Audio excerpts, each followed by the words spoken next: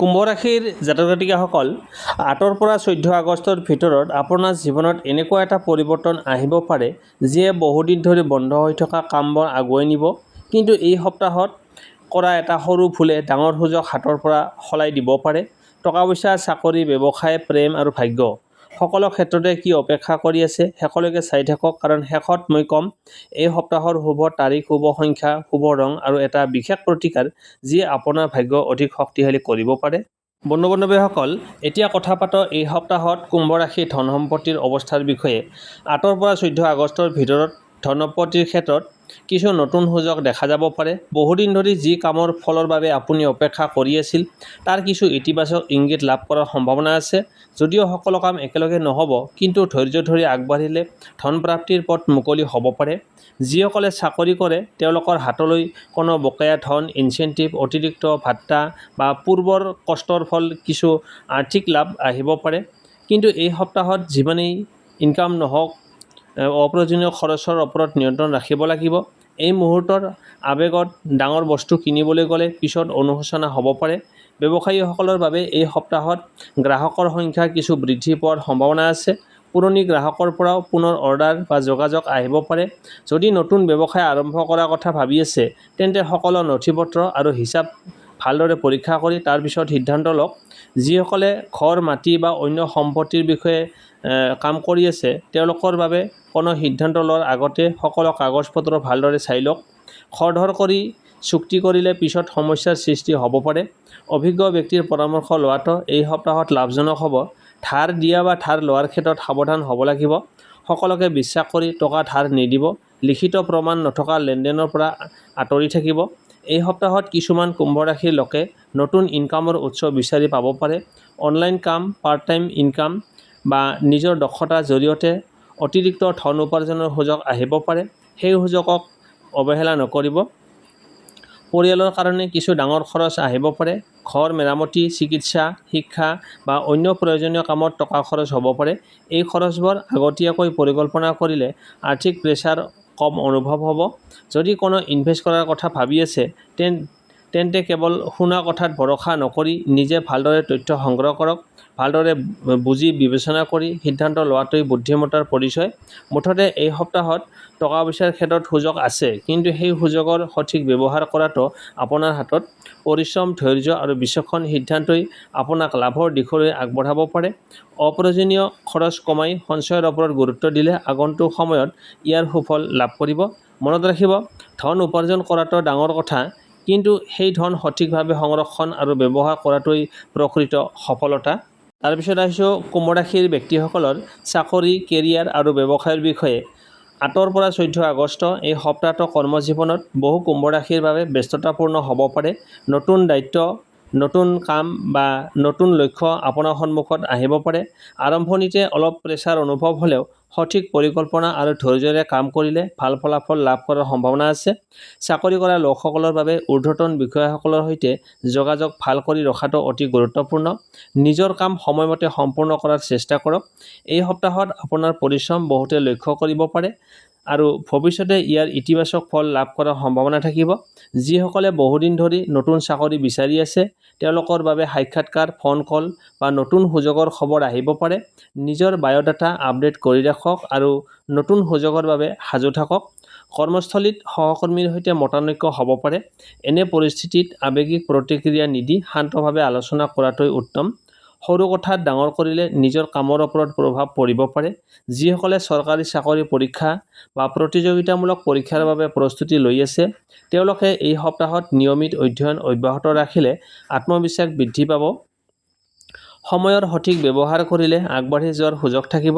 ব্যৱসায়ীসকলৰ বাবে এই সপ্তাহত পুৰণি গ্ৰাহকৰ পৰা পুনৰ যোগাযোগ আহিব পাৰে। নতুন গ্ৰাহক লাভৰ সম্ভাৱনাও আছে। যদি নতুন সামগ্ৰী বা সেৱা বজাৰত আপুনি মুকলি কৰাৰ পৰিকল্পনা কৰিছে তেন্তে বজাৰৰ চাহিদা ভালদৰে বুজি আগবঢ়াওক। ব্যৱসায়ত অংশীদাৰিত্ব থাকিলে কোনো সিদ্ধান্ত স্পষ্টভাৱে আলোচনা কৰি লওক। ভুল বুজাবুজি বা অস্পষ্ট চুক্তিৰ পৰা আঁতৰি থাকক। লিখিত নথিপত্ৰ সঠিকভাৱে সংৰক্ষণ কৰাটো এই সপ্তাহত বিশেষ গুৰুত্বপূৰ্ণ। এই সময়ছোৱাত অতিৰিক্ত লাভৰ আশাত অধিক বিপদজনক ব্যৱসায়িক সিদ্ধান্ত নল'ব। লাহে লাহে কিন্তু নিশ্চিতভাৱে আগবাঢ়িলে দীৰ্ঘম্যাদী লাভৰ সম্ভাৱনা বেছি থাকিব।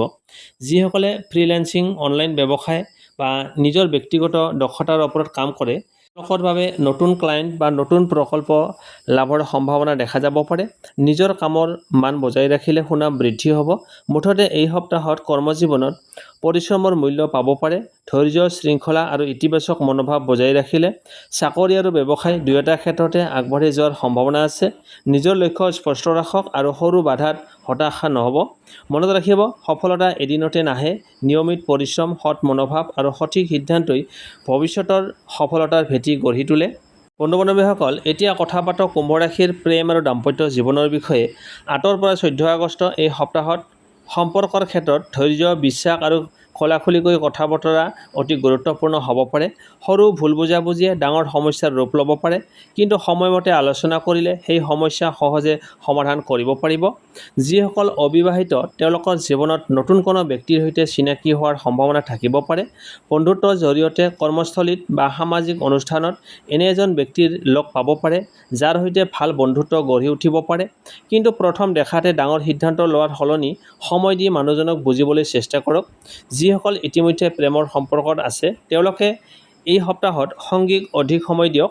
ব্যস্ততাৰ বাবে যদি দূৰত্ব সৃষ্টি হৈছে, তেন্তে এটা সৰু ফোন কল, এটা আন্তৰিক মেছেজ বা একেলগে কটোৱা অলপ সময়ে সম্পৰ্কক অধিক মজবুত কৰি তুলিব পাৰে। অহংকাৰ, সন্দেহ বা তৃতীয় ব্যক্তিৰ কথাত সহজে বিশ্বাস নকৰিব। নিজৰ সংগীৰ সৈতে পোনপটীয়াকৈ কথা পাতক। বহু ভুল বুজাবুজি কেৱল সৎ কথোপকথনৰ জৰিয়তে দূৰ হয়। বিবাহিত দম্পতীৰ বাবে সপ্তাহটো মুঠতে শান্তিপূৰ্ণ হ'ব পাৰে।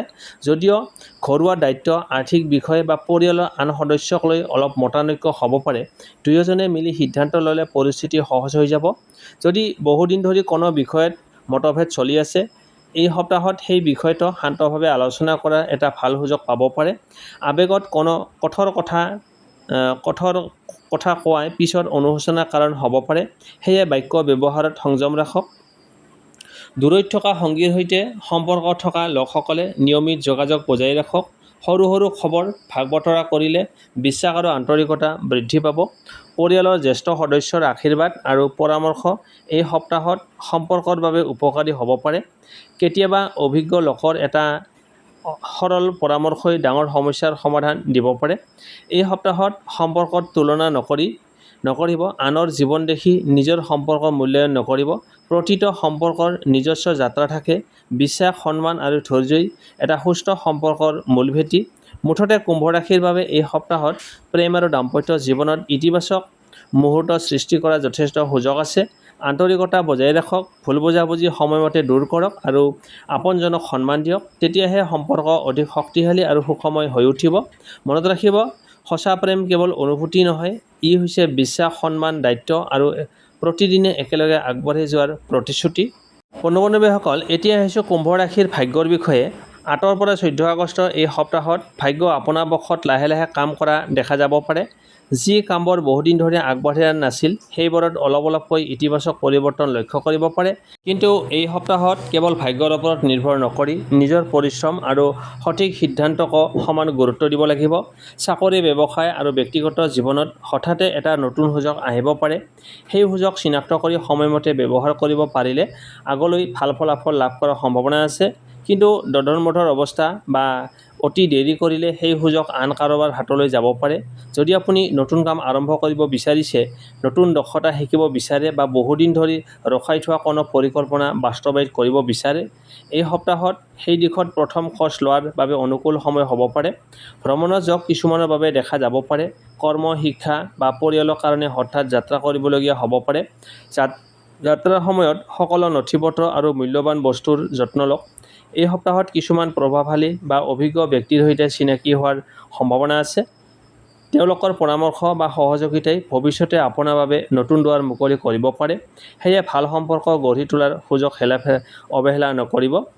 ভাগ্য অনুকূলে থাকিলেও অহংকাৰ বা অতি আত্মবিশ্বাসৰ পৰা আঁতৰি থাকক। বিনয়ী মনোভাৱ আৰু নিয়মিত পৰিশ্ৰমেই দীৰ্ঘম্যাদী সফলতাৰ মূল চাবিকাঠি। সপ্তাহটোৰ মাজভাগত এটা ভাল খবৰ বা বহুদিনৰ অপেক্ষাৰ কোনো ইতিবাচক সংবাদ লাভ কৰাৰ সম্ভাৱনা আছে। এই খবৰে আপোনাৰ আত্মবিশ্বাস বৃদ্ধি কৰিব পাৰে আৰু নতুন উদ্যমেৰে আগবাঢ়িবলৈ অনুপ্ৰাণিত কৰিব। মুঠতে এই সপ্তাহত ভাগ্য আপোনাক কিছুমান ভাল সুযোগ দিব পাৰে, কিন্তু সেই সুযোগক সফলতালৈ ৰূপান্তৰিত কৰাটো সম্পূৰ্ণৰূপে আপোনাৰ বিচক্ষণতা, ধৈৰ্য আৰু পৰিশ্ৰমৰ ওপৰত নিৰ্ভৰ কৰিব। মনত ৰাখিব, ভাগ্যৰ দুৱাৰ খুলিব পাৰে, কিন্তু সেই দুৱাৰেদি আগবাঢ়ি যোৱাটো আপোনাৰ নিজৰ সাহস, পৰিশ্ৰম আৰু সঠিক সিদ্ধান্তৰ ওপৰত নিৰ্ভৰ কৰে। এতিয়া কথা পাতিম কুম্ভ ৰাশিৰ স্বাস্থ্য আৰু শিক্ষাৰ বিষয়ে। এই সপ্তাহত স্বাস্থ্যৰ ক্ষেত্ৰত সচেতন হৈ থকাটো অতি প্ৰয়োজনীয়।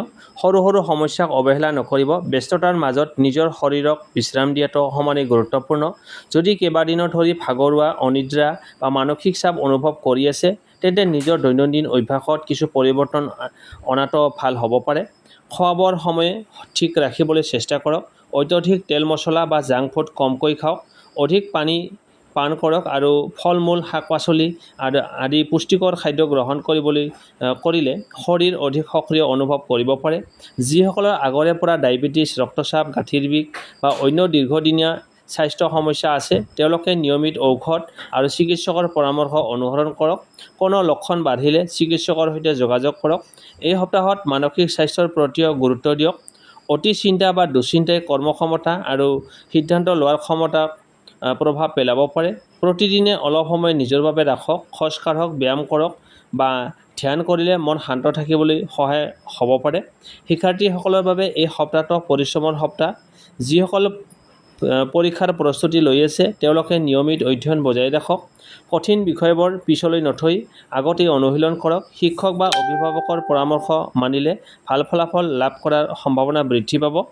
যিসকলে প্ৰতিযোগিতামূলক পৰীক্ষা, চাকৰিৰ পৰীক্ষা বা উচ্চ শিক্ষাৰ বাবে প্ৰস্তুতি চলাই আছে, তেওঁলোকে সময়ৰ সঠিক ব্যৱহাৰ কৰক। সামাজিক মাধ্যম বা অপ্ৰয়োজনীয় কামত বেছি সময় নষ্ট নকৰিব। প্ৰতিদিনে এটা লক্ষ্য নিৰ্ধাৰণ কৰি সেই লক্ষ্য পূৰণ কৰাৰ চেষ্টা কৰক। এই সপ্তাহত নতুন কিবা শিকিবলৈ ভাল সময় হ'ব পাৰে। নতুন দক্ষতা, নতুন ভাষা বা কোনো প্ৰশিক্ষণ আৰম্ভ কৰিলে ভৱিষ্যতে তাৰ সুফল লাভ কৰিব পাৰে। মুঠতে স্বাস্থ্য আৰু শিক্ষা দুয়োটা ক্ষেত্ৰতেই নিয়ম, শৃংখলা আৰু ধৈৰ্যই আপোনাৰ সফলতাৰ মূল চাবিকাঠি হ'ব। শৰীৰ সুস্থ থাকিলে মনোযোগ বৃদ্ধি পাব আৰু মনোযোগ বৃদ্ধি পালে সফলতাৰ পথ সহজ হ'ব। মনত ৰাখিব, সুস্থ শৰীৰ আৰু জ্ঞান এই দুয়োটা জীৱনৰ আটাইতকৈ মূল্যৱান সম্পদ। ইয়াৰ যত্ন ল'লে ভৱিষ্যতে অধিক উজ্জ্বল হ'ব পাৰে। তাৰপিছত কথা পাতিম শুভ তাৰিখ, শুভ সংখ্যা, শুভ ৰং আৰু বিশেষ প্ৰতিকাৰৰ বিষয়ে। শুভ তাৰিখ 9 আগষ্ট, 11 আগষ্ট আৰু 14 আগষ্ট। এই দিনবোৰত নতুন কাম আৰম্ভ কৰা, গুৰুত্বপূৰ্ণ সিদ্ধান্ত লোৱা, সাক্ষাৎকাৰ দিয়া, ব্যৱসায়িক আলোচনা কৰা বা নতুন পৰিকল্পনা আৰম্ভণি কৰিলে আত্মবিশ্বাস বৃদ্ধি পাব পাৰে। শুভ সংখ্যা 4 আৰু 8। এই সংখ্যাই এই সপ্তাহত আপোনাক শৃংখলা, ধৈৰ্য আৰু সঠিক সিদ্ধান্ত লোৱাত অনুপ্ৰেৰণা দিব পাৰে। শুভ ৰং আকাশী আৰু ডাঠ নীলা। এই ৰঙৰ পোচাক কোনো সৰু বস্তু ব্যৱহাৰ কৰিলে ইতিবাচক মনোভাৱ বজাই ৰখাত সহায়ক অনুভৱ কৰিব পাৰে। বিশেষ প্ৰতিকাৰ, এই সপ্তাহত প্ৰতিদিনে পুৱা সূৰ্য উদয়ৰ পিছত ভগৱান শিৱক স্মৰণ কৰক আৰু আন্তৰিকতাৰে ওম নমঃ শিৱায় এই মন্ত্ৰটো 108 বাৰ জপ কৰাৰ চেষ্টা কৰক। যদি 108 বাৰ সম্ভৱ নহয়, তেন্তে কমে 21 বাৰ ভক্তিভাৱে জপ কৰিব পাৰে। লগতে সম্ভৱ হ'লে শনিবাৰে অভাৱী মানুহক ক'লা তিল, উৰহীৰ দাইল বা নিজৰ সামৰ্থ্য অনুসৰি দান কৰক। দান সদায় নিস্বাৰ্থ মনোভাৱে কৰক। মনত ৰাখিব, প্ৰতিকাৰ আধ্যাত্মিক অনুশীলনৰ এক অংশ। ইয়াৰ সৈতে নিজৰ পৰিশ্ৰম, সততা আৰু সঠিক সিদ্ধান্ত সমান গুৰুত্বপূৰ্ণ। বন্ধু-বান্ধৱীসকল, এয়া আছিল 8 পৰা 14 আগষ্ট 2026 কুম্ভ ৰাশিৰ সম্পূৰ্ণ সাপ্তাহিক ৰাশিফল।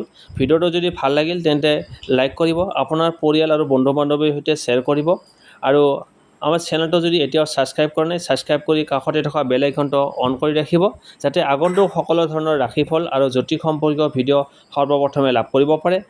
আপোনাৰ মতামত বা অভিজ্ঞতা কমেণ্টত নিশ্চয় লিখিব। আমি সকলো কমেণ্ট পঢ়োঁ।